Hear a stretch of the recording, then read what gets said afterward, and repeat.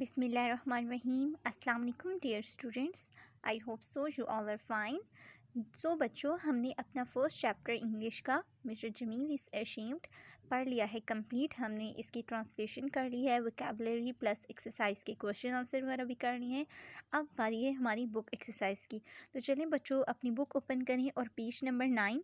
तो चलें स्टार्ट करते हैं अपनी book exercise part B. For each word write the letter of the correct definition. हर वर्ड के सामने उसका करेक्ट लेटर की डेफिनेशन, मतलब ये डेफिनेशंस लिखी है, उस डेफिनेशन का जो करेक्ट लेटर है हर वर्ड के सामने आपने राइट करना है, ठीक है। तो हमारा फर्स्ट वर्ड क्या है? प्राउड। प्राउड का मतलब होता है फ़ख्र। तो इंग्लिश मीनिंग क्या है प्राउड का?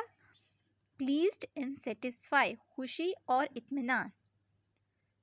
यहाँ पे लेटर लिखते हैं D. Second word is sneeze, छींकना, छींक आना, ठीक है। तो इसका इंग्लिश मीनिंग क्या है? To have air come suddenly out from your nose, के मतलब हवा का अचानक आपके नाक से बाहर आना, ठीक है। थर्ड वर्ड इज एंशियसली, परेशानी से, वर्डली परेशानी, ठीक है। यहाँ पे लेटर लिखते हैं ए। फॉर लेंड, कर्ज देना। इसका इंग्लिश मीनिंग क्या है हमारे पास? देखिए, to let somebody use something that belongs to you, किसी को वो चीज़ देना जो आपकी अपनी होती है, ठीक है। उधार देना, किसी को कर्ज देना। फिफ्थ पे देखें, नोट, गिरा लगाना। इसका इंग्लिश मीनिंग क्या है हमारे पास? ज्वाइंट और टाई इन समथिंग, किसी चीज़ को जोड़ देना, गिरा लगा देना। सिक्स देखिए, फर्स्ट, गड़बड़ करना। उर्दू मीनिंग क्या है? गड़बड़। इंग्लिश मीनिंग क्या है हमारे पास? जे पे देखिए, to get upset usually unnecessary, गैर ज़रूरी तौर पर परेशान हो जाना। सेवन क्या है? हेज, बाड़। इंग्लिश मीनिंग क्या है? A row of bushes along the edge of a road, field etcetera, मतलब सड़क किनारे या खेत के किनारे। बुशेस मतलब क्या होता है? छोटे छोटे पौधे उगा देना, लगा देना, उनकी एक कितार, जो क्या होती है, जिसको हम क्या बोलते हैं? बाड़। उर्दू मीनिंग क्या है इसका? हेज का, बाड़।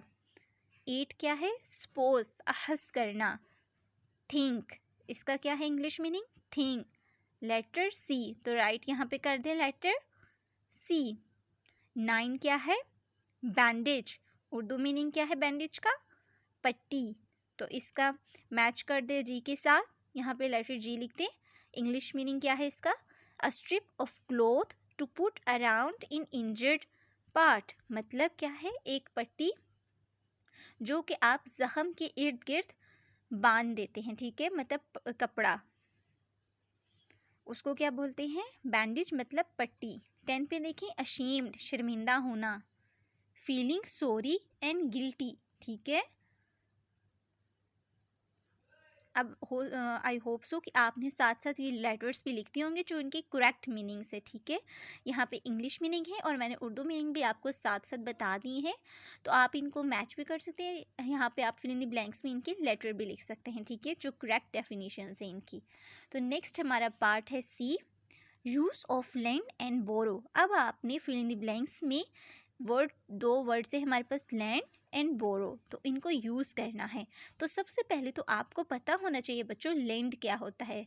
Land means to give something to someone for a period of time, किसी भी शख्स को कोई चीज़ देना जो आपकी होती है थोड़े टाइम के लिए।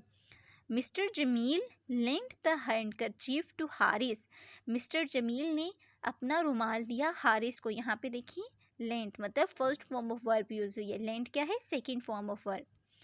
बोरो means to receive something which belongs to someone else and to use it. यहाँ पे क्या है? कर्ज देना, जो चीज़ आपकी होती है आप किसी को उधार देते हो, ठीक है, for a period of time, कुछ वक्त के लिए।